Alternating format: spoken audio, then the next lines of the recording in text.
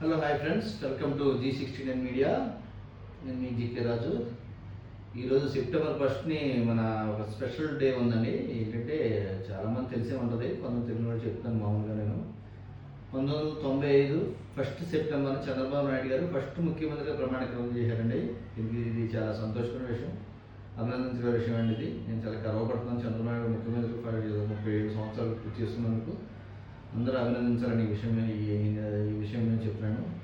ఎందుకంటే ఆ రోజు ఆగస్టు 30, 31 మీ వైస్రాయ్ వాటిలో ఏం జరిగిందో మీ అందరూ చాలామంది రాజకీయ విశ్లేషకులకి, రాజకీయ నాయకులకి, వీళ్ళందరూ విలేకరులకి అందరికీ తెలిసే ఉంటుందని ఆ రోజు జరిగిందంతా. అందులో కొంత నెగిటివ్ ప్రచారం కూడా చేశారని చాలామంది ప్రత్యర్థులు.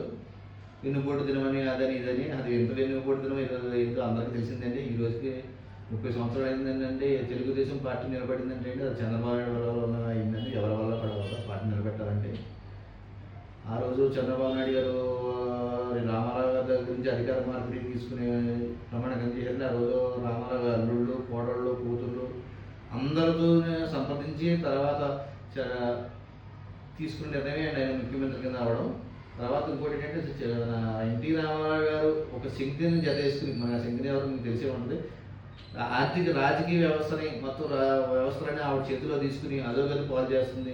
చాలా ప్రమాదకరం ఫ్యూచర్లో. ఆయన ఎప్పుడు చంద్రబాబు నాయుడు గారు అంటేనే ఫ్యూచర్ ఆలోచించే వ్యక్తి అండి.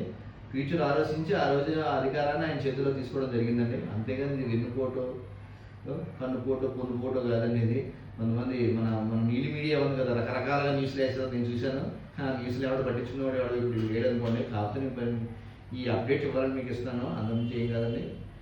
ఇది అందరూ అభినందించిన విషయం. మన చంద్రబాబు నాయుడు ముఖ్యమంత్రి అందరూ కూడా తెలుగు రాష్ట్రాలు రెండింటికి కూడా చాలా అభినందించిన విషయం అండి ఇది. నేను కూడా అభినందిస్తూ మీకు ఈ అప్డేట్ మీకు ఈరోజు తెలియజేస్తున్నానండి. ఓకే.